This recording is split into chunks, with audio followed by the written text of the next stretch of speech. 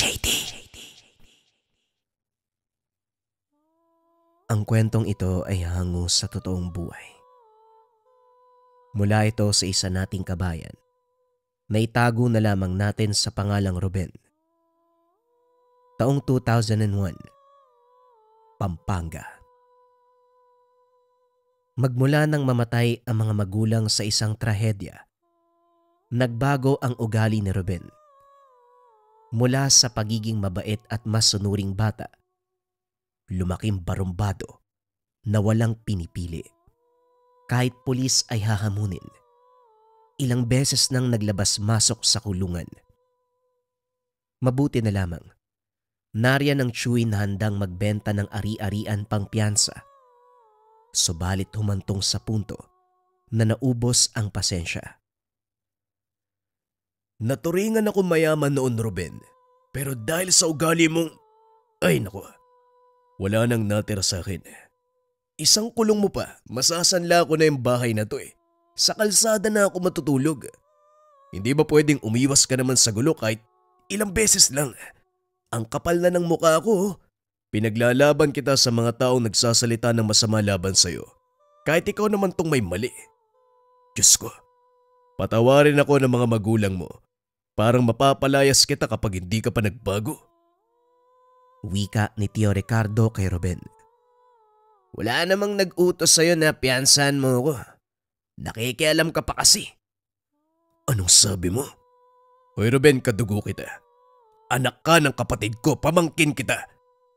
Malamang makikialam ako. Nagpiyansa ako hindi lang para makalabas ka, kundi para matahimik ang mga tao na ginagawa kang pulutan sa araw-araw. Mga tsismosa dyan sa labas, ikaw ang pinag-uusapan. Balewalain nyo na lang ho kasi. Masyado nyo kasi silang pinapansin eh. Teka sandali nga, bakit parang ayos lang sa'yo na pinag-uusapan ka ng mga tao? Pinangangatawanan mo talaga ang sinasabi nila, no? Ruben, sa halip na maging barumbado ka, ipakita mo na mali sila ng inaakala. Sabihan ka lang ng kung anong bagay, naghahamon ka kagad ng away. Nadala mo ang ugali niyan mula noon hanggang ngayon. Palala ka ng palala. Tio, pwede ho ba wag muna natin pag-usapan ng tungkol dito? Kakalabas ko lang ng kulungan eh. Pagpahingayin nyo naman ako kahit sandali oh. Kung ayaw nyo sa akin dito, pwede nyo akong sabihan para mag-impake na ako. Hindi yung ganito, dinadaan nyo ako sa sermon. Hindi naman sa ganun, Ruben. Nadala lang ng emosyon, pasensya ka na. Kung kaya mong umiwas, umiwas ka. Pahinga muna tayo sa pagkakakulong. Maawa ka naman sa sarili mo. Hindi nakinig si Ruben. Dinampot ang barya sa mesa at saka lumabas. Dumiretso ito sa tindahan habang tumutungga ng alak. Lumapit ang grupo ng tambay na madalas kaalitan. Kaagad nagbigay ng babala ang tendera na tatawag ng pulis kapag may gulong magaganap. Aling Risa, kalma lang po. Kakalabas lang ng kulungan ni Ruben oh. Sigurado ako magpapakumbaba na siya ngayon. Ayaw niyang bumalik sa selda, no? Kakatapos lang niya magpiyansa eh. Wika ni Temor. Sinundan ng nakakabinging tawa. Umakbay ito kay Ruben, pero dali-daling umiwas ang binata. Huwag mo nga akong hinahawakan. Bagong hugas man ang kamay mo, pero alam natin, mas marami pa sa imburnal ang ugali mo. Nag-aamon ka ba ng away? Dahil ba bagong salit o mga kasama mo? Naghahanap ka na lang ng kakampi, mga patpatin pa. Wala na bang ibang itataba yung mga katawan niyan? Isang tulak ko lang dyan, mababalian na ng buto yan eh. Malayo pa naman yung ospital dito. Wala ring manggagamot sa malapit, kaya mag-isip kang mabuti. Abang, galing mo sumagot ah. Yan bang natutunan mo sa mga kakosa sa loob? Grabe, kahit papaano tumatapang ka na. Gusto mo bang makulong uli? Isang tawag ko lang sa chewin ko, nakaposas na ang kamay mo. Ano? Ay Timor, yumayabang ka lang naman dahil pulis ang chewin mo. Teka, ano nga yung narinig ko sa mga katrabaho niyang pulis? Ang chewin mo raw, isang dakilang tamad. Puro hut-hut ng pera ang alam.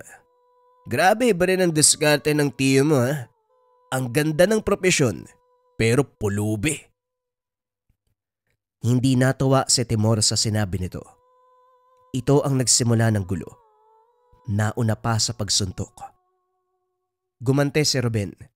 Siniguradong mababasag ang muka. Nagtagumpay naman siya. Sumugod ang mga alipores nito upang igante si Timor.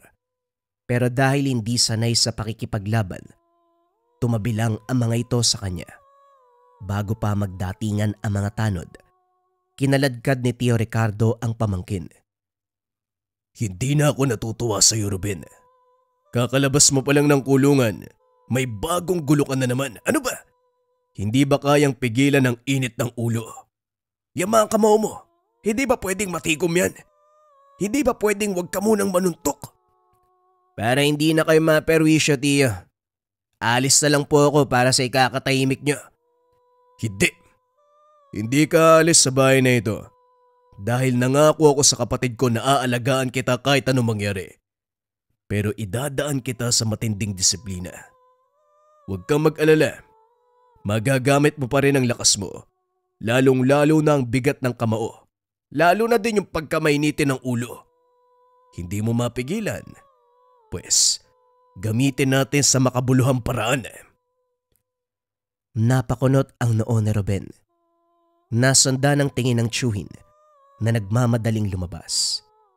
Sumakay ito ng tricycle. Pinaharurot patungo sa kung saan. Dahil naintriga sa sinabi nito, matyaga niyang inantay ang pagbabalik. 10 oras nang maalimpungatan sa ingay ng tricycle. Kakarating lang ni Tio Ricardo. May kasama itong matanda na kung titignan ay hindi matansya ang edad. Dumiretso sila sa kusina para kumain. Si Ruben ang nautusang maganda ng mesa. Tahimik siyang sumunod.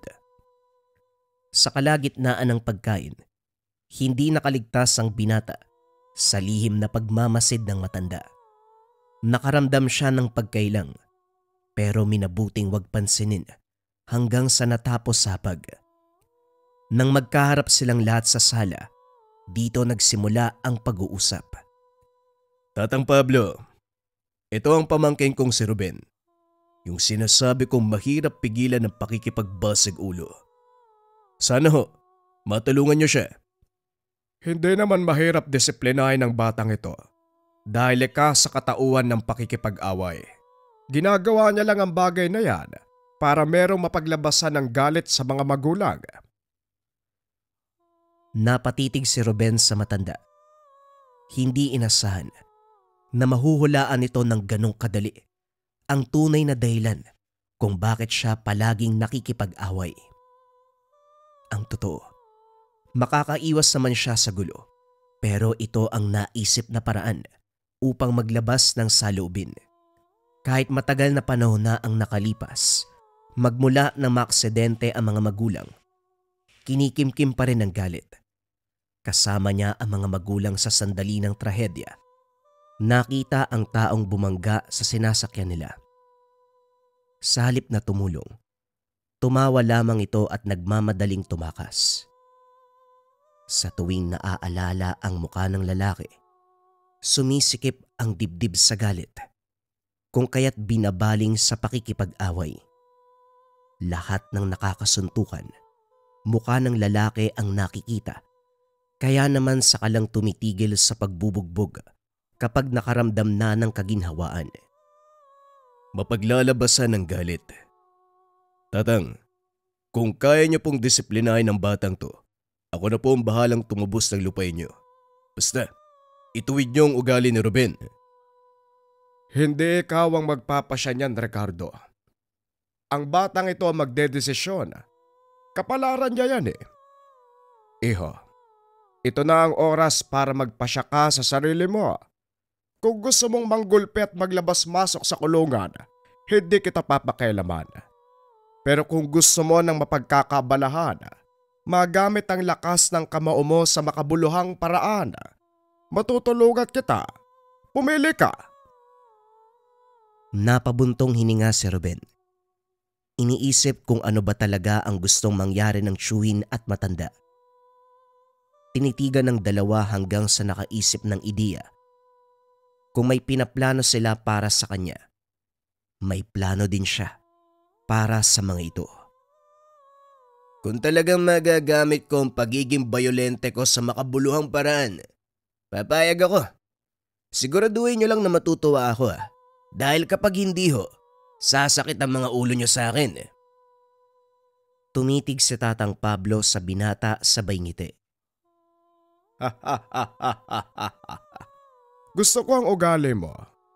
Kahit sa pananalita, malinaw na wala kang aatrasang laban. Kahit sino man ang kaharap. Mag-impake ka dahil magsisimula na ngayon ang kalbaryo mo. Kumilos na si Ruben. Nagbalot ng iilang damit, pera at pagkain. Nauna pang sumakay ng tricycle sa pag-aakalang ihahatid ng tiyuhin. Kaso nga lang, nahampas lang siya ng tungkod ni Tatang Pablo. Kung gusto mong magamit ang lakas mo, bumaba ka riyan. Sumunod ka sa akin. Bumaba si Ruben. Hinahaplos ang ulo na tinamaan ng tungkod. Hindi niya maintindihan kung bakit walang ganang patulan ang matanda. Sanay siyang gagante kapag merong nananakit sa kanya. Pero ibang-iba ang nararamdaman kay Tatang Pablo. Nagpatuloy ang paglalakad. Pinapawisan na si Ruben. Hiningal pagkalipas ng ilang oras. Ang mga binte ay napagod kakalakad. Sa tuwing hihinto ay sisitahin ng matanda. Nagtataka siya dito. Patuloy lang ang hakbang ni Tatang Pablo. Hindi niya napansing bumagal. Napapanatili ang bilis ng paglalakad. Hindi niya rin maunawaan kung paano nitong nalalaman ang paghinto niya gayong hindi naman siya lumilingon. Gayunpaman, hindi na nagreklamo at sumunod na lamang. Sa pagpapatuloy ng paglalakbay, nagpang-abot ang pagod, antok at pananakit ng katawan. Ilang oras na ang nilakad pero hindi pa narating ang paroroonan. Wala ring ideya kung saang dako ng bayan. Hindi na makilala ang lugar dahil puro gubat ang mararaanan. Napamura pa ito nang makarinig ng tilaok ng manok. Hoy Tatang, madaling araw na. Wala ka bang balak magpahinga? Kaunti na lang bibigay na yung katawan ko Sa puntong ito, huminto si Tatang Pablo sa unang pagkakataon. Lumingon sa kanya. Sa inabahaba ng paglalakbay natin, hindi ka sumuko. Hindi ka bumigay. Nakakatawa ka. Huwag kang mag-alala. Konti na lang mararating na natin ang tahanan ko. Muling nagbuntong hininga si Ruben bago nagpatuloy sa paglalakad. Nang makarating sa tinutukoy na bahay, nasuntok ng binata ang katabing puno ng saging. Ang tahanang ito, 2 beses nang nadaanan kanina sa paglalakbay. Bago pa siya makapagsalita, nauna si Tatang Pablo. Tama ka nang naisip, iho. Dinaanan na natin ang tahanang to kanina 2 beses. Umikot lang tayo dahil gusto kong marinig kung kailan ka magrereklamo. Kung hindi ka pa nagsalita kanina, iikot lang tayo ng iikot. Nagustuhan ko ang pagtitiis mo. Mabuti yan. Halika, pasok ka sa munti kong tahanan. Isinantabi ni Ruben ang galit sa matanda nang makita ang higaan sa tabi. Kagad sumampa rito, dinama ang pagpapahinga. Habang nasa ganong posisyon, sinuyod ng tingin ang kabuuan ng bahay. Sakto lang ang espasyo para sa taong nag-iisa.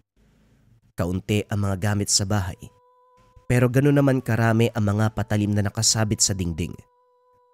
Mula sa naghahabaang kampilan hanggang sa kaliit-liitang balisong, karamihan ay pinaglumaan ng panahon. Sa dami nito, ang bagay sa tabi ang umagaw ng atensyon. Nakasilid sa lalagyan ng tubig ang isang ahas pagong.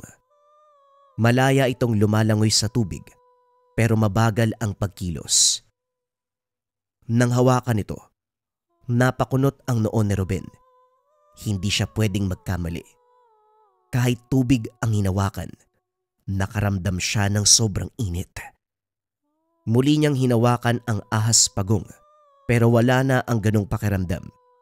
Binaliwala na lamang. Pagsikat ng araw, inutusan ni Tatang Pablo na maghanap ng labong. Sumunod siya. Agarang nagpunta sa gubat. Ang problema, maraming kawayan kaso walang labong. Hindi siya makakauwi kapag walang dala dahil ito ang utos ng matanda.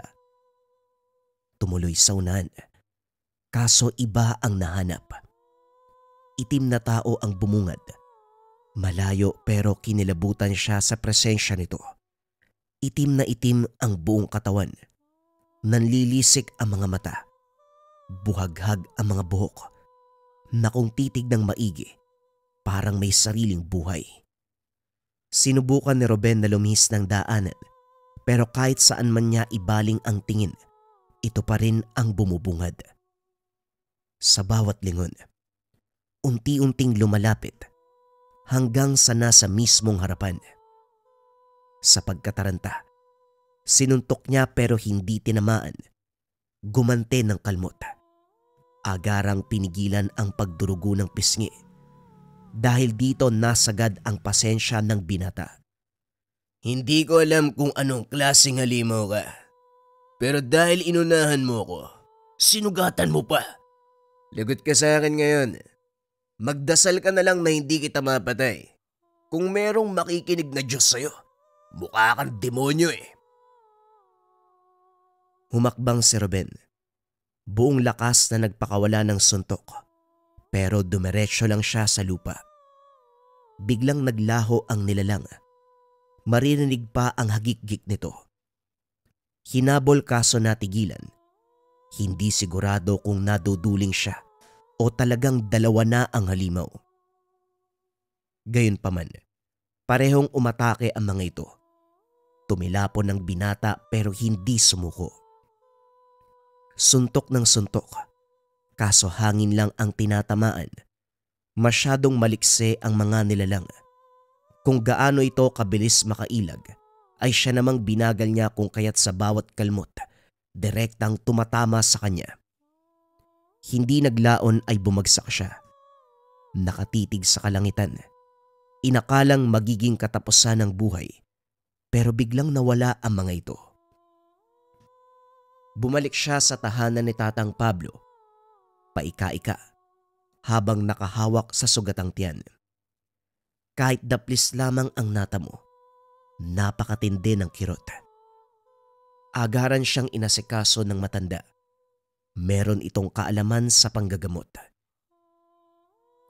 Kung hindi lang madaya ang mga yon, malamang sila pa ang naunang namatay. Masyadong madaya. Porket merong kakayahan na maglaho, sinasamantala yung lakas nila. Kapag nakita ko uli ang mga yon, hindi ko sila sasantuin. Napuruhan ka na nga, pero may gana ka pang isumpa ang nakalaban mo. Ayos ka talaga. Hindi mo ba nakilala? Sa itsura at kakayahan nila, masasabi kong aswang. Hindi ko lang sigurado kung anong uri. Pero kapag nakita ko uli yun, sisiguraduhin ko hindi sila makakataka sa akin. Papatayin ko talaga yun. Natawa si Tatang Pablo sa inasal ng binata. Nang dumako ang panggagamot sa braso nito, hindi nag-atubiling ibaon ang isang mutya. Napasigaw sa sakit, pero hindi na nag-abalang tignan. Inayos na lamang ang pagbenda upang hindi mapansin ni Ruben. Nasa tahanan lang siya sa paglipas ng mga araw, nagpapagaling ng sugat. Walang ibang pinagkakabalahan kundi pagmasdan ang ahas pagong. Paulit-ulit lamang itong lumalangoy. Lumabas siya ng tahanan para maghanap ng ipapakain dito. Kaso nga lang, nabungaran niya ang nagliliitang itlog. Nang tignan ng yapak sa lupa, mula ito sa pagong. Tatang, nangingitlugo pala ang ahas pagong. Napisa na, nasa na mga anak? Kusang na misa, pero walang laman ng mga itlog. Hindi na magkakaanak ang ahas pagong na yan. Nag-aantay na lamang kung kailan matatapos ang buhay. Masyado na kasing matanda eh. Napabuntong hininga na lamang si Ruben sa sinabi nito. Hindi masyadong pinansin. Inisip niya na baka ginawang putahe ang bagong pisa ng mga itlog. Hindi na siya magtataka dahil kahit sila ng tiyuhin niya, ginagawang ulam ang ganitong klase ng hayop. Kaso nga lang pagbalik sa loob, nagulat nang nakalutang na lamang ang ahas pagong. Sinubukang pukawin pero hindi na gumalaw. Tinawag niya ang matanda pero parang inaasahan na nito ang pangyayari. Inilibing ang ahas pagong sa likod ng tahanan. Nagtataka si Ruben dahil inilagay sa maliit na kahon, tinirikan ng kandila at saka inalayan ng pagkain. Tumingin siya kay Tatang Pablo na parabang nasisiraan nito ng bait. Mababakas din ng lungkot, nangingilid pa ang luha. Gayunpaman, hindi siya nagkamaling tumawa. Inunawa ang emosyon ng matanda sa pagkawala ng alaga. Sa paglipas ng mga araw, nagsimula ang formal na gawain sa gabay ni Tatang Pablo. Gabi-gabi, naglalakad sila kung saan-saan. Napapansin niya na sa tuwing may magpaparamdam na nilalang, nawawala ang matanda, katulad ngayon. Duwag ka rin pala, Tatang Pablo eh. Uwak lang naman yung dumaan pero nagtago ka kaagad. Lumabas ka nga ho diyan. Huwag mong ipakita sa akin kung gaano kaduwag yung itlog mo. Kaso nga lang, imbis na si Tatang Pablo ang lumabas, ang dumaang ibon ang nakatayo sa unahan. Mula sa simpleng uwak, unti-unting naghubog tao at inilantad ang katauwang aswang. Nakilala ang amoy at presensya. Ito ang nakaengkwentro nung naghahanap ng labong. Inipon niya ang galit. Nang kumilos ang nilalang, humakbang na rin siya para sagurin. Sa puntong ito, hindi gumamit ng anumang pandaraya ang halimaw. Patas ang binigay na laban. Kamao sa kamao. Suntok sa suntok. Ganado si Ruben dahil natatamaan niya ito. Siniguradong mapuruan ang muka hanggang sa naitumba, dinaganan at saka pinaulanan ng kaliwat kanang suntok. Tumatalsik na ang dugo nito. Ilang sandali pa, lumapit si Tatang Pablo para umawat. Sandali, tama na yan. Huwag mo papatayin. Kung makasuntok ka naman, parang walang buhay ang ginugulpe mo. Upang! Ay, Upang! Tumayo ka na nga riyan. Manong, kilala mo yung aswang na to? Nag-anyong tao ang halimaw. Sumalubong ang iyak habang kinakapa ang muka na puno ng pasa. Pinuluputan ng damit ng katawan dahil nakahubo ito. Mabuti na lang talaga hindi ako nakisali. Mamaya, mas lalong pumangit yung mukha ko kapag nagulpe rin eh. Yan lang si Upong ang nagulpe oh. Napalingon si Ruben nang may magsalita. May isa pang lalaki ang lumitaw. Ruben, eto si Ubeng. Yan yung mataba. Yung binugbog mo si Upong. Mga aswang pero nasa pangangalaga ko. Huwag kang matakot sa kanila. Hindi ka sasaktan ng mga yan. Pero huwag kang magkakamali na patayin sila dahil baka iuwi kitang bangkay sa tiyuhin mo. Ako ang nag-utos sa kanila na subukan ang galing mo.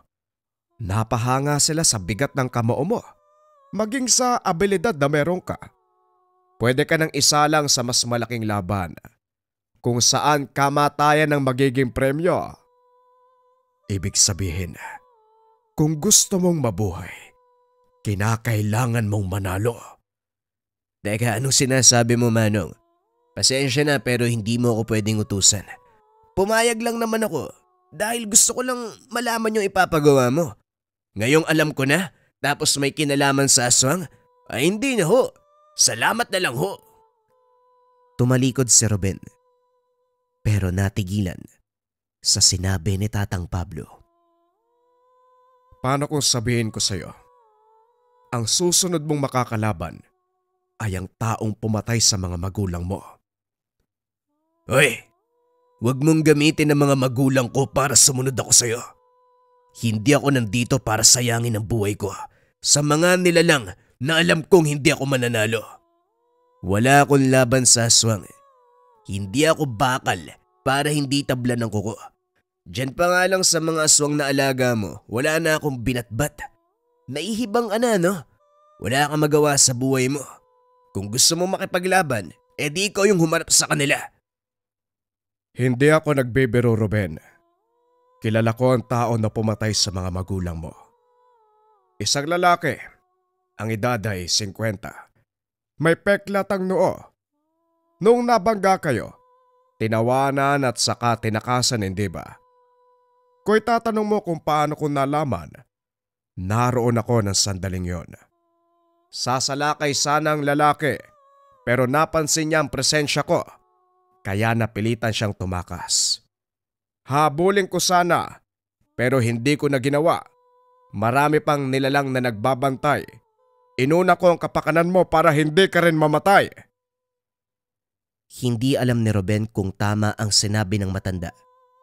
Pero batay sa pagkakaalala, may tinignan nga ang lalaki nakabangga sa kanila. Biglang nawala ang ngiti nito at doon agarang tumakas. Sa posibilidad na makaharap ang taong pumatay sa mga magulang, muling pumayag sa kagustuhan ni Tatang Pablo. Sa pagdaan ng araw, hindi mapakali si Ruben sa nararamdaman. Wala siyang ginagawa, pero napakainit ng buong katawan, lalong-lalo na ang mga kamay. Nang suntukin niya ang puno sa bakuran, laking gulat nang tumagos ang kamao. Ang paligid nito ay umuusok na parabang nasunog. Ilang beses niya itong sinuntok pa at dito tuluyang bumagsak. Kitang-kita ang usok sa paligid at init ng pakiramdam. Kamuntikan niya pang masapak si Upong nang bigla itong magsalita sa likuran niya. Hindi siya nakapaniwala sa bilis ng kanyang kilos. Santissima, huwag kang ganyan, Ruben. Hindi pa nga gumagaling yung sugat ko Dadagdagan mo na naman. Tatang, ano ba tong alaga mo? Nasobran sa pagiging agresibo. Wika ni Upong. Si Tatang Pablo ay nakadungaw lang sa bintana. Tinatawanan lamang sila. Pagkarating naman ni Ubeng, hindi makatitig sa kanya. Umiiwas sa lakas ng presensya ni Ruben. Ang mga ito ang naghatid ng balita. Pinahanap ni Tatang Pablo ang kinaroroonan ng lalaki na may atraso sa mga magulang ni Ruben. Namataan nila ito sa bayan, sa lugar kung saan madalas nakaparada ang minamanehong sasakyan. Walang paalam na pinuntahan ng binata. Naabutan ang lalaki. May kalandi ang babae sa loob ng sasakyan. Kaso nga lang, hindi napigilan ang pagiging halimaw. Kinagat nito ang babae. Hindi inasahan ni Ruben ang kaganapan. Kagad namang bumaling ang atensyon ng lalaki sa kanya. Bata, kung gusto mong mabuhay, pwede ka na magpatuloy sa paglalakad. Kalimutan mo ang mga nakita mo. Kunin mo to. Sasapat yan sa pangangailangan mo. Wika ng lalaki. Nag-abot pa ng halaga. Hindi ako naparito para sa ibibigay mo. Ikaw mismo ang kailangan ko. Mabilis na kumilos si Ruben, pero nabasa ng lalaki ang galaw niya. Umilag ito sabay pigil ng kamay niya. May hawak na balisong si Ruben. Kung hindi nakailag, tatagos sa puso ng lalaki. Hindi ko matandaan na meron akong atraso sa kahit kanino. Huwag ka masyadong manghas. Baka traidorin ka ng pagkakataon. Lalong nasagad ang galit ni Ruben. Muli niyang nasilayan ang ngiti nito. Kaparehong ngiti nang mabangga ang mga magulang niya. Hinawakan niya ito sa magkabilang kamay. Kitang-kita ang usok. Ramdam ng aswang na para siyang sinusunog. Unti-unting humigpit ang pagkakahawak ni Ruben. Nabali ang kamay nito. Umangil ng napakalakas ang lalaki. Sa kabila ng pinsalang tinamo, bumangon at nagpalit ng anyo bilang aswang. Gumante ng pag-atake. Sa pagkakataong ito ay naunahan si Ruben. Ilang beses tumilapo ng binata matapos tamaan. Kaso nga lang pumapabor sa kanya ang sitwasyon dahil kahit anong kalmot ang gawin, walang sugat sa balat. Umuusok lamang ang katawan ng binata. Hinayaan niya lamang umatake ang aswang. Nang makatsyempo, siya naman ang bumanat. Nagsanib puwersa ang galit at lakas ni Ruben. Hindi na nakalaban pa ang aswang. Buong puwersang tinamaan ng suntok sa muka. Sa bawat pagtama ng kamao, tila ba nalalapnos ang muka nito na para bang nagbabaga ang kamay ni Ruben. Maniwala kayo o hindi, ang buong katawan ng aswang nasunog, naging abo. Binalingan ni Ruben ang babaeng biktima. Binigyan lunas ang kagat. Iniwanan sa lugar kung saan siya magiging ligtas.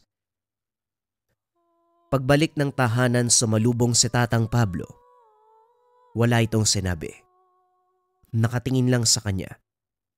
Pumasok siya at naupo sa tabi. Pagkalipas ng ilang sandali, nagsalita na ang matanda. Sesermonan sana kita Kasi bigla kang sumugod, hindi ka nagpapaalam. Pero nang malaman ko, naligpit mong mabuti. Wala nang punto para pagsabihan pa kita. Gumagana na sa'yo ang mutya. Ramdam ko ang puwersa at init. Pwede ka nang bumalik sa inyo, Ruben. Sana baunin mo ang lahat ng natutunan mo dito. Gamitin ang lakas na meron ka sa makabuluhang bagay. Ikaw ang magpapasya kung paano mo ito gagamitin. Pero bakit ba puro aswang, Manong? Ano bang kwento sa buhay mo? Hindi mahalaga ang kwento ng buhay ko dahil ikaw ang usapin dito. Kahit anong uri ng nilalang, impakto, maligno, kayang-kaya mo ng sabayan.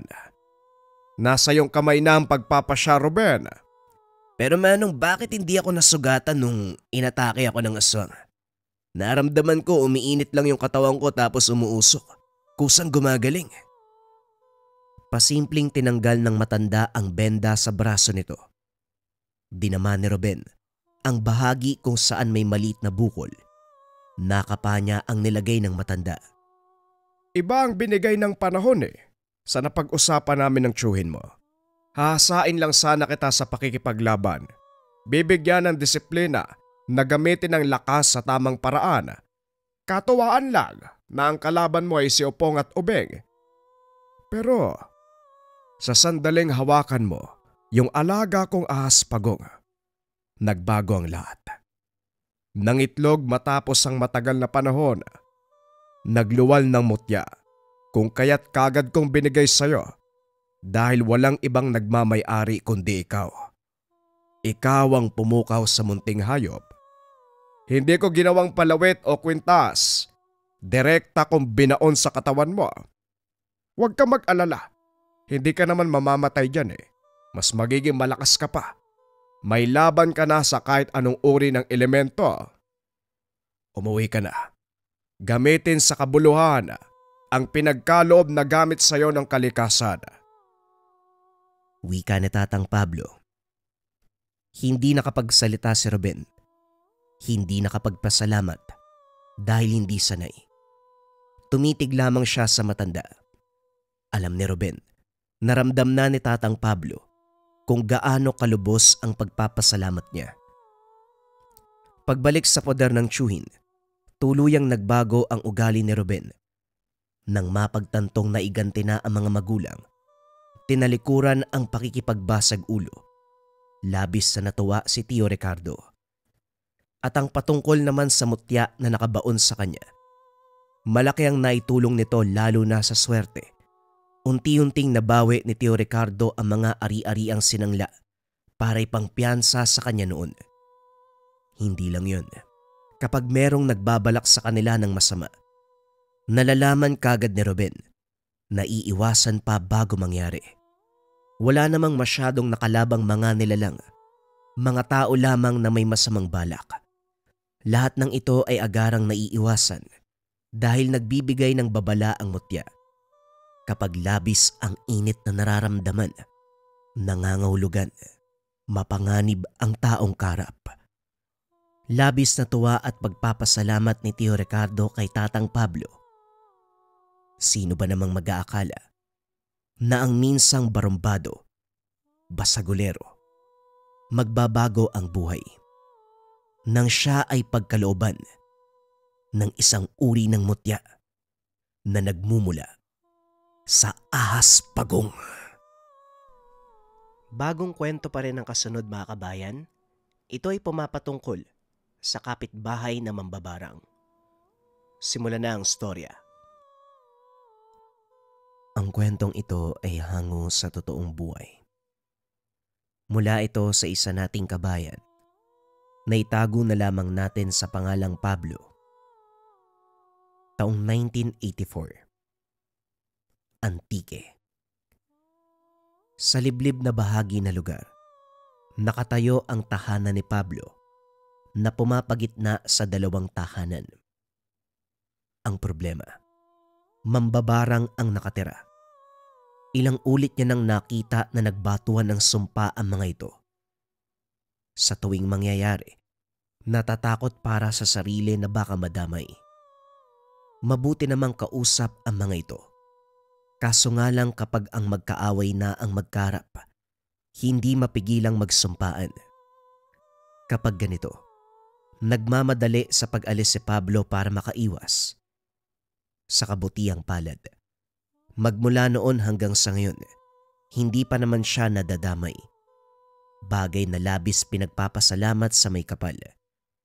Matagal nang gustong umalis sa lugar dahil sa banta ng mga ito.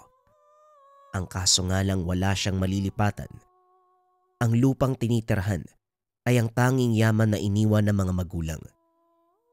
Wala siyang kilalang kaanak sa lugar.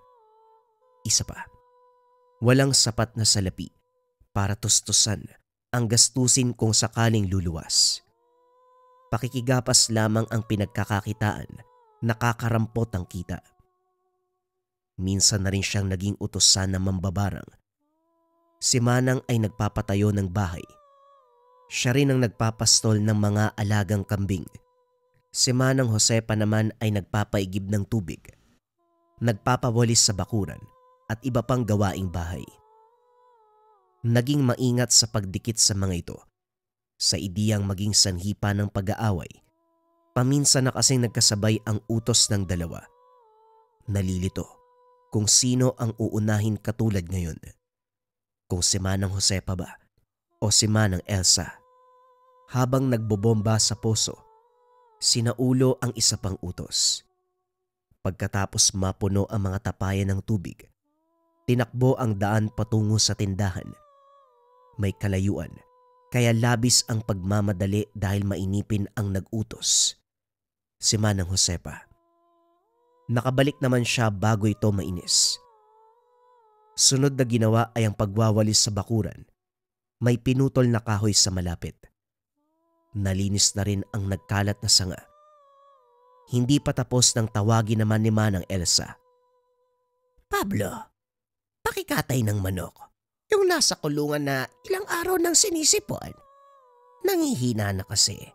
Wala na akong maiulam, kaya yun na lamang. Wika ni Manang Elsa. Hoy babae, kita mong may inuutos pa ako dyan, sasapaw ka. Ang kapal na mukha mo.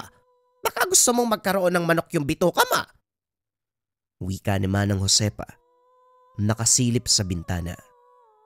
Aba, may sinabi ba ako ngayong kaagad? Hoy matanda, pakilinisan ng tenga para maayos ang pandinig mo. Ano uli ang sinabi mo? Magkakaroon ng manok ang bituka ko. Ako pa ang hinamon mo. Gayo ikaw naman ang kamunti ka mamatay nung nakaraan. Tugon ni Manang Elsa. Hoy babaeng tinubuan ng ugatang muka. Hindi pa kita pinapakitaan ng aking pinakamalakas. Kapag ako nasagad, pwede kitang patayin ngayon din. Ano? Gusto mong pakitaan kita? Hoy babaeng mukhang puwet ng manok. Huwag mo kong hinahamon. Sige, ilabas mo ang pinakalakas mo na magkaalaman tayo. Teka naman po, sandali mga manang, kalma lang. Kung magsigawan kayo parang nasa sabungan, kalma. Gagawin ko ang lahat ng utos nyo, basta huwag kayo mag-away. Magkakasubukan at magkakasakitan na naman kayo eh. Tapos ano, ilang araw na naman kayo magbumukmok sa loob ng tahanan nyo kasi pareho kayo naagrabyado. Kayo-kayo lang yung nagbibigay ng problema sa isa't isa. Natahimik ang matatanda. Naunang tumalikod si Manang Elsa. Si Manang Josefa naman, walang imik na bumaling sa naudlot na gawain. Si Pablo ay binilisan na ang trabaho para matapos at makausad sa iba pang gawain. Nang makapagpaalam kinatok ang kabilang bahay, masama pa rin ang loob ni Manang Elsa sa nangyaring sagutan. Gayunpaman, maayos itong nag-utos. 2 manok ang kinatay. Siya na rin ang nag-ihaw sa ibang parte. Pagkatapos ito, pinabaunan ng putahe sabay abot ng suhol. Kakarampot na barya lamang. Nakapagpahinga na rin si Pablo matapos ang mahabang oras ng trabaho. Kahit papano, minabuti niyang magawa lahat ng utos ng matatanda. Natatakot na humindi dahil baka biglang tamaan ng barang. Pagsapit ng hapon nagtungo ng taniman para manguha ng gulay. Sa kalagitnaan, napansin ang 2 bata na nanghuhuli ng tepaklong. Dali-daling sinita dahil papunta sa tahanan ni Manang Josefa. Ayaw ng matanda ang maingay at ayaw makakita ng bata. Kaso nga lang, makulit ang mga ito. Nakuha pang batuhin ng bubong. Ilang sandali pa, lumabas ang mambabarang at walang pagdadalawang isip silang sinumpa. Hindi nakialam si Pablo. Nanigas sa tabi sa takot na tamaan ng sumpa. Baliwala ito sa mga bata dahil hindi maintindihan kung para saan ang salita ng matanda. Kumaripas ang mga ito sa pag-uwi. Saka lang nakahinga ang binata nang pumasok uli sa tahanan si Manang Josefa. Ang hirap talaga kapag may kapitbahay na... Ay nako, sana lang mapansin ng mga magulang ng bata yung sintomas kapag nagsimula ng sumpa. Sinabihan ko wag lumapit, hindi nakinig. Talagang binato pa yung bubong.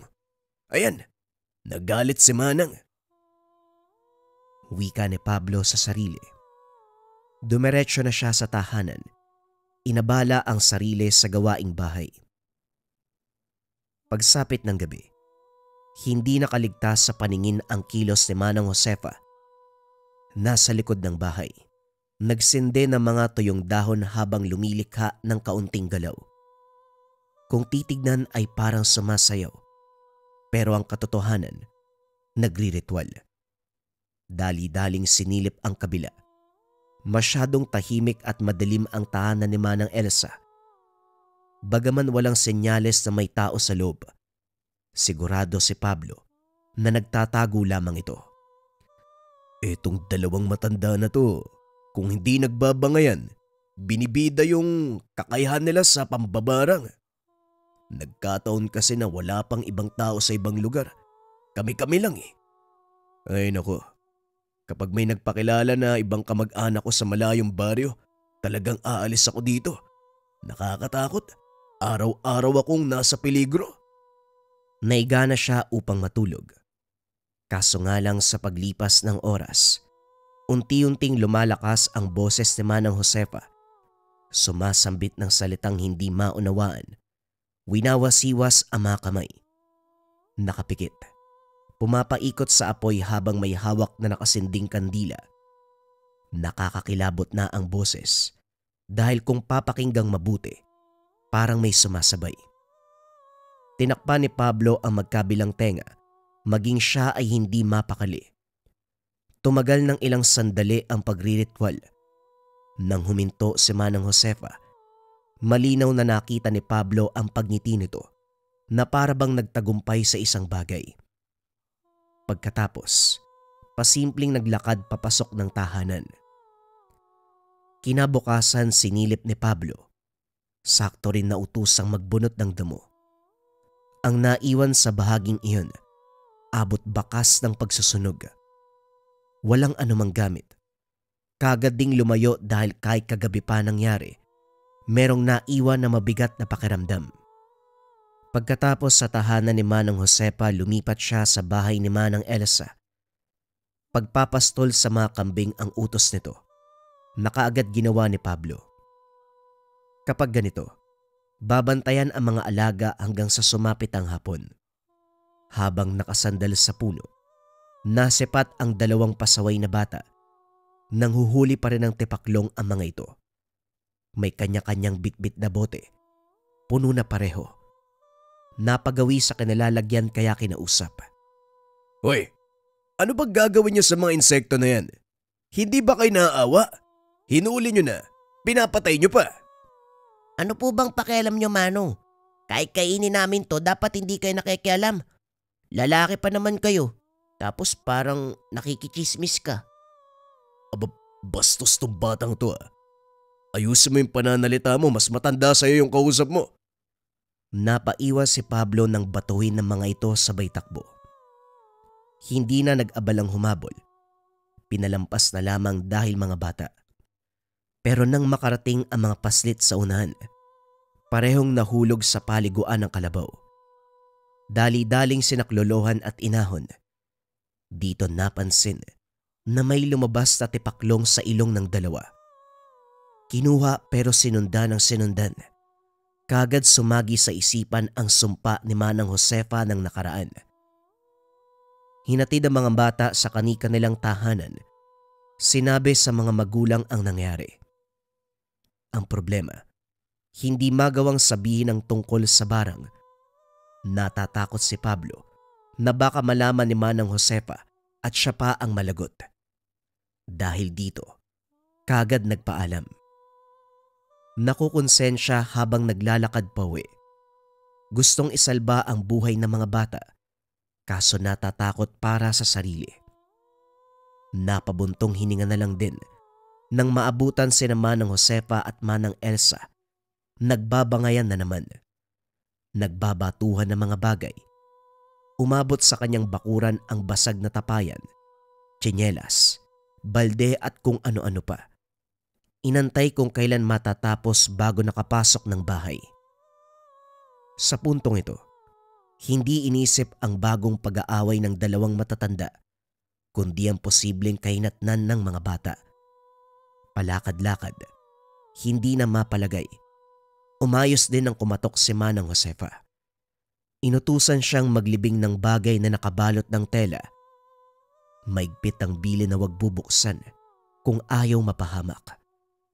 Ito rin ang pumili kung saan lugar maghuhukay. Kinutuban si Pablo dahil malapit sa tahanan ng mga paslit ang lugar kung saan ito ililibing. Natutuksong buksan ang balot para alamin ang laman. Kaso nangingibabaw ang takot. Nilunok na lamang ang konsensya. Nagmamadali. Agarang bumalik ng bahay. Nang mga sumunod na araw sinadya ni Pablo na mapadaan sa lugar, nakikita pa naman ang mga bata. Naglalaro pero mahahalata ang panghihina. Tangka sana itong lalapitan. Kaso nga lang nasipat si Manang Josefa sa hindi kalayuan. Bumibili ito sa tindahan. Nagtago ang binata para hindi makita. Hindi nakausap ang mga bata. Umiwas na lamang si Pablo dahil parang alam na mambabarang ang balak niya. Hindi siya nagkamali dahil pagbalik ng bahay, bumungad sa pintuan si Manang Josefa. Pablo, pinabalak mo bang kalabanin ng sumpa ng barang? Iha, ako na mismo magsasabi sa iyo. Huwag mo nang ituloy. Dahil ikaw pa ang mauunang mamatay kaysa sa mga batang yon. Bagamat maayos siyang kinausap ng matanda, hindi maiwasang manlamig ni Pablo. Napahugot ng hininga, sabay yuko. Manong Josefa, hindi po ba pwedeng patawarin na lang yung mga bata? Pasaway naman kasi talaga yung mga yun eh. Sigurado kapag lumaki pa yung mga yun, madidisiplina yung mga magulang nila. Naglakas ng loob si Pablo na magsalita sa kabila ng takot na nararamdaman. Patawarin. Hindi porket mga bata, hahayaan na ang maling gawain. Iha, wala sa edad ng pagpaparusa. May mawang man o wala, dapat pa rin makatanggap ng parusa. Hindi sumagot si Pablo. Tumango na lamang para hindi na humaba ang usapan. Humingi ng tawad sa nagawa. Gayunpaman patuloy na nakukonsensya. Labis ang pag-aalala para sa mga bata. Sa paglipas ng mga araw, nabalitaan na lamang ni Pablo na nakaburol na ang mga bata.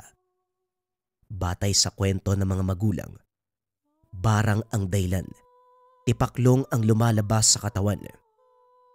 Ang kaso hindi napasuri sa albularyo ang katawan dahil kagad dinala sa morgue. Wala silang ideya kung ano ang gagawin. Napakamot na lang sa ulo si Pablo. Nalilito. Alam ng mga magulang na barang ang dahilan, pero hindi man lang naisip na ilapit muna sa albularyo. Sa ganung paraan sana, makakausap ang mambabarang at maaaring magawa ng hakbang. Dahil sa kaganapan, dagdag kargahin ng konsensya ni Pablo ang sinapit ng mga bata. Hindi siya makatulog, hindi makagalaw ng maayos. Binabagabag, inuusig ng konsensya. Nang hindi na makayanan ang pakiramdam, naisipang magpakalayo-layo muna. Walang ideya kung saan pupunta, kaya sa bayan na lamang nagtungo. Ilang oras lang din siyang naroon dahil nakasalubong si Manang Elsa. Namimili ito at siya ang inutusang magbuhat. Sa huli bumalik lang din sa tahanan. Sa puntong ito naging abala sa utos. Pinapunta sa gubat para manguha ng lubigan. Nagtataka si Pablo dahil kung tutuusin kontra sa kulam at barang ang halamang ito. Gayunpaman, minabuting sumunod kaysa malagot. Pagbalik sa lugar, balak sanang manood ni Pablo kung ano ang gagawin ni Manang Elsa. Kaso nga lang pinaalis siya nito. Nakiusap pa siya upang manatili para masaksihan, pero mahigpit ang pagtaboy. Walang imik siyang umalis. Nakahanda na sana ang mga gamit sa barang, katulad ng mga insektong nakasilid sa garapon. Habang nagpapatuka ng manok, napansin ni Pablo ang kalampagan sa tahanan ni Manang Josefa. Dapit hapon pa lang pero nagsimula na ang laban sa pagitan ng mambabarang. Dali-daling pumasok ng bahay ang binata dahil sa mismong bakuran dumaan ang iba't ibang insekto. May bubuyog, may alakdan, at kung ano-ano pang nagtataglay ng sumpat kamandag. Iba't ibang ingay din ang maririnig mula sa magkabilang bahay. Sigawan, hiyawan, daing. Si Pablo naman na nakikinig ay panayang dasal na huwag siyang tamaan ng sumpa. Matagal natapos ang kaganapan. Dapit hapon nagsimula. Natigil ng 10 oras. Saka lang nakapagpahinga ang binata nang parehong tumahimik ang magkabilang bahay.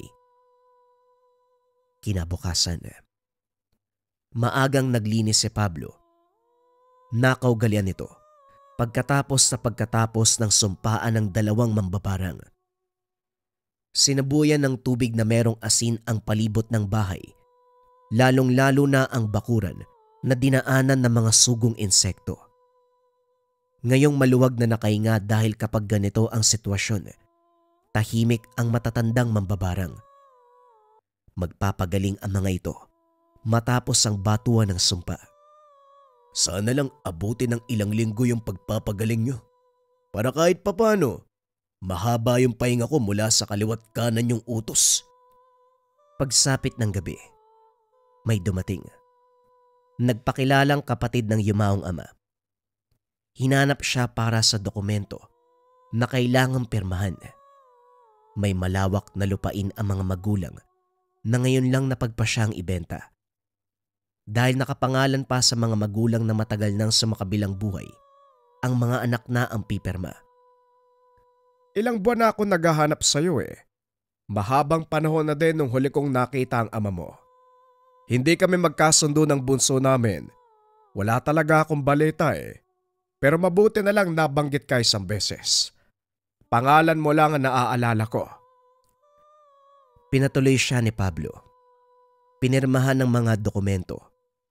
Kaso nga lang habang binabasa ang nakasulat, napansin niyang abala sa pagsusuri sa magkabilang tahanan. Kakaiba ang titig, na parabang tumagos ang tingin sa makakapal na dingding. Hindi naglaon ay kagad nagtanong. Kilala mo ba ang kapitbahay mo, iho? Hindi maganda na magkaroon ng kapitbahay na kagaya nila. Malaki ang tahanan ko sa probinsya. Sumama ka sa akin bilang tiyuhin mo. Ayoko malagay ka sa alanganin. Naku, wag na ho. Kilala ko si Manong Josefa at Manang Elsa. Kahit na ganyan sila, hindi naman nila ako sinasaktan eh. Sa katunayan, kahit nagbabangayan, malapit po kami sa isa't isa.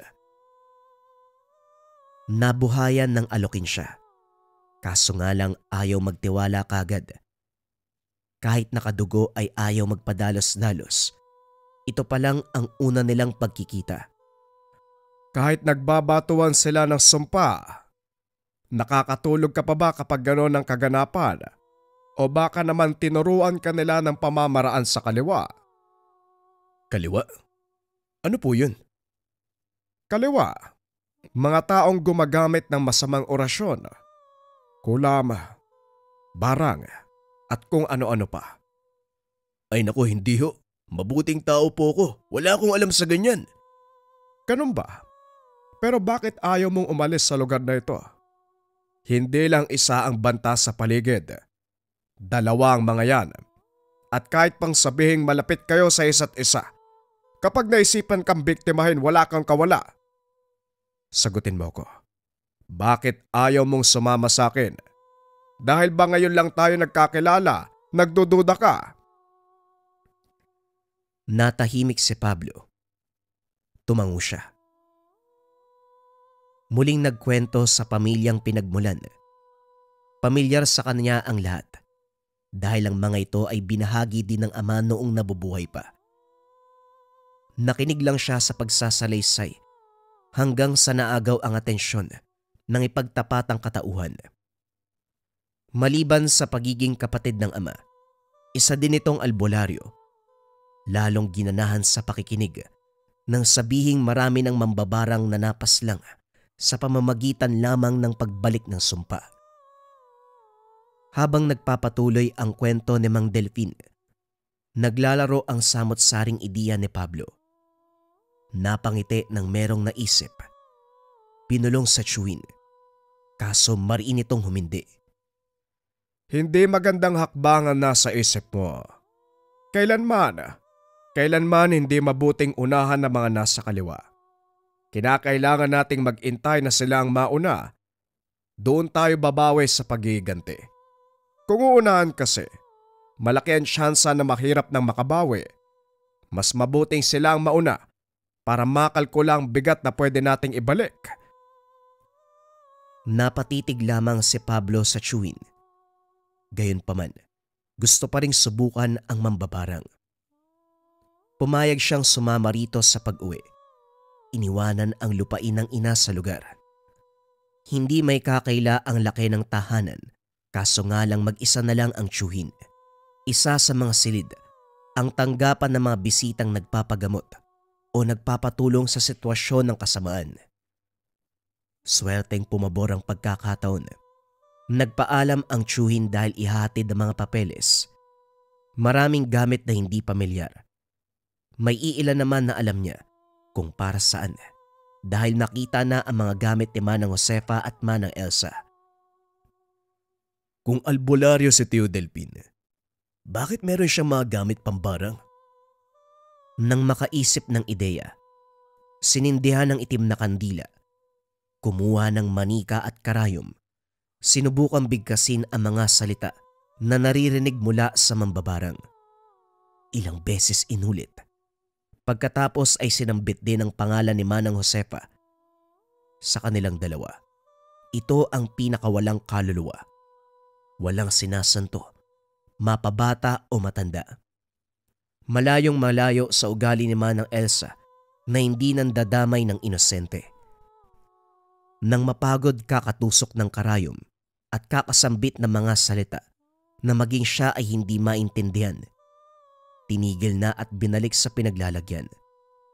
Kipit balikat na lumabas ng silid. Kampanteng walang mangyayari dahil hindi naman siya mambabarang. Lumipas ang mga araw. Naging maayos ang buhay ni Pablo kasama ang tiyuhin. Pinabalik na rin siya sa pag-aaral para sa susunod na pasukan. Tinuruan siyang magkumpuni ng makina ng sasakyan. Ito rin ang pinagkaabalahan ni Manang Delfin. Paminsan-minsan, may sumasadya para magpaayos. Nang matuto, hinahayaan siya sa garahe. Siya na rin ang bahala kung alin sa nakatambak na sasakyan ang susubukang ayusin. Habang kinakalikot ang makina, nasampal ni Pablo ang pisngi ng may dumapong insekto. Binaliwala ito dahil tutok sa gawain. Hanggang sa dumaan ang mga araw, may insektong palaging lumalapit sa kanya. Ang pisngi na kinagat nung nakaraan, kinakalmot hanggang sa ngayon. Mula sa simpleng pamumula, naging sugat. O, napano ang pisngi mo? Tinapalan mo ng benda. Nasugatan po dun sa garahe. Minsan kasi hindi ako nag-iingat eh. Ganun ba? Patingin nga, baka malala eh. Lagyan natin ng gamot para maagapan. Hindi na ho kailangan, galos lang naman yan eh. Sige na ho, babalik na ako sa garahe. Hindi maintindihan ni Pablo ang sarili. Iba ang sinagot sa tiyuhin, imbis na magsabi ng katotohanan. Tinanggal ang benda at tinignan ang sarili sa salamin. Nanlaki mga mata, nang lumaki na ang sugat. Nakaumbok, may butas sa gitna, kung saan direktang nakikita ang laman. Namamasa ito ng dugo. Sinasabi ko na nga ba? Halika sa loob na magamot na maayos yung sugat mo. Nagulat ang binata nang magsalita ang tiyuhin. Dali-dali siyang sumunod dito. Nagdikdik ng halamang gamot si Mang Delfin na sinamahan ng langis at iba pang sangkap. Sinambitan ng dasal at saka 3 beses na inihipan. Ito ang pinahid sa sugat. Ang pinakuluang gamot naman ay pinainom. Kinausap niya ang binata. Magtapat ka nga sa akin, Pablo. May ginalaw ka ba sa kwarto ko? Kagabi ko lang napansin ang kahon. Hindi maayos ang pagkakasara at halatang sapilitan ng pagbukas. Maraming nakatusok na karayom sa manika. Buhay na buhay ang bakas ng panandali ang ritual. Inisip ko na baka ako nakalimutan ko lang eh. Pero ilang taon na akong hindi nakakaengkwentro ng mambabarang. Ginagamit ko lang yon kapag merong nagmamatigas sa kalaban. Sagutin mo ang tanong ko. Pasensya na ho, tiyo. Nakuryoso lang ako sa mga gamit eh. Kapareho kasi kay Manang Josefa at Manang Elsa. At saka, hindi naman gagana yon kahit gamitin ko ah. Ano bang alam ko dun? Diyan ka nagkakamali, Pablo. Kapag may kabisado kang salita sa pambabarang, pwede mong mapagana. Lalo pat nagsindi ka ng itim na kandila. Ginamit mo pa yung mga gamit doon. Kaninong pangalan ng sinambit mo? Napalunok si Pablo. Iba ang tono ng pananalita ni Tio Delfin. Higit sa lahat, matalimang titig. Kinabahan siya kung kaya't agarang sinagot. Tiyo, imposible namang gagana yung ginawa ko. Hindi naman yung tama eh. Ano bang alam ko dun? Pero si Manang Josepa po. Pangalan niya ang sinabi ko. Salbahe yun eh. May mag-ingay lang sa malapitan, susumpa niya na. May mapadaan lang natitignan siya na masama, isusumpa ka agad. Tapos yung huli, yung mga bata. Labis kong pinagsisisihan. Hindi ko nagawang magsabi sa mga magulang nila eh. Natatakot ako na baka ako yung balingan nila Manang. Pinahamak mo lang ang sarili mo, Pablo. Hindi ko nakaharap sa personal ang sinasabi mong Manang Josefa, pero alam kong malakas sila. Amoy pa lang nung naroon ako. Mataas ang kalaman. Ngayon dahil inunahan mo, mag-aantay ka na lang ba kung kailan ka mamamatay, ha? Ikaw ang naglagay sa sarili mo sa alanganin. Gulat na gulat si Pablo. Lumabas ang tiyuhin at hindi nagpaalam. Sa puntong ito, ginapang ng takot ang buong pagkatao. Nang mga sumunod na sandali, mabilis ang paglobo ng pisngi. Hirap nang magsalita. Namamagat kumikirot ang loob ng sugat. Napatitig si Pablo nang may dumapong bubuyog sa panan. Gumapang ito hanggang sa tumungtong sa balikat. Sinubukang itaboy pero bumalik lang uli. Napapitlag ng hulihin namang delpin. Agarang itong pinasok sa bakanteng garapon. Maupo ka riyan, Pablo. Sisimulan ko na ang ritual para hindi ka kaagad sumakabilang buhay. Nagsambit ng orasyon si Mang Delpin. May pinahid na apog sa noo ng binata. Matapos nun ay binanggit ang pangalan ni Mang Josefa na agarang sumagot ng daing. Pasensya ka na, Josefa. Gusto ko lang sanang itanong kung pwede bang kalasin mo ang sumpa sa pamangkin ko. Siya ang nauna, alam ko. Pero gawa lang ng hindi pinag-iisipang hakbang. Sinubukan lang nito ang narinig mula sa inyo. Alam mo naman ang katulad ko eh. Wala akong pinapalampas, kaya sana magkaintindihan tayo. Albularyo, pinakaayokong kausap dahil walang kwenta ang lumalabas sa bibig. Huwag mo kong diktahan. Aray ko, masakit yan noon. Kakalasikoso pa. Pero sana magkaintindihan tayo. Na huwag niyo akong sinusubukan. Pagbibigyan kita sa ngayon, albularyo. Pero sa ngayon lang to. Alam kong nangihina ka. Kakagaling mo lang eh, laban sa kapitbahay mo din. Ano? Nararamdaman ko ang pangihina mo. Kakalasin mo ba? O papatay na kita? Kakalasin na. Alisin ko. Tatanggalin ko. Siguraduhin mo lang natutupad ka sa usapan dahil kung hindi, alam mo na ang mangyayari. Nasa akin pa naman yung insektong ginagamit mo. Dinaan sa banta ang kasunduan. Swerte lang din dahil mahina ito ngayon. Walang sapat na lakas para labanan ang ritual, bagay na pinagpapasalamat ni Mang Delpin.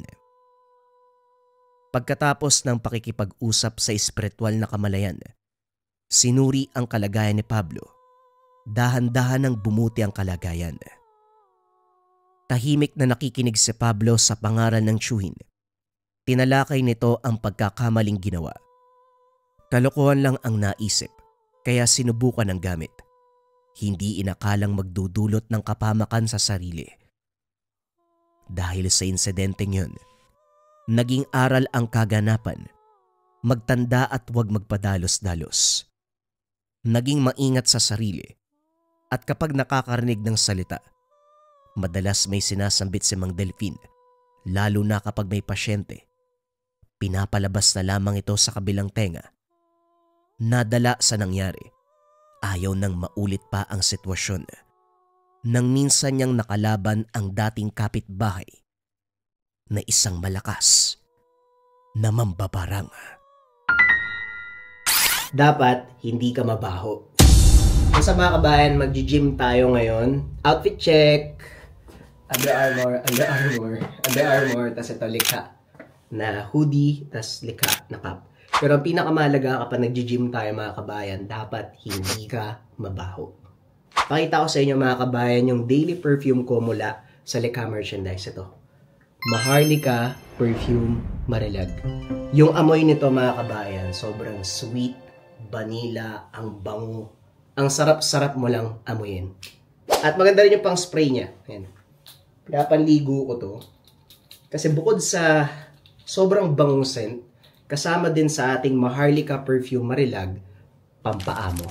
Napakabisang pampaamo niya at panghalina. Yung panghalina mga kabayan, mataas na uri ng pang-attraction siya. Meaning to say, kapag na-attract na ang isang tao at na-amoy ka nila, dun sila umaamo mga kabayan. Naranasan niyo na ba minsan na yung kausap nyo sobrang gaan sa pakiramdam kapag nag-uusap kayong dalawa? May mga pagkakataon na yun na inagmumula sa bango ng amoy ng isang tao. Yan ang bisa ng ating Maharlika perfume.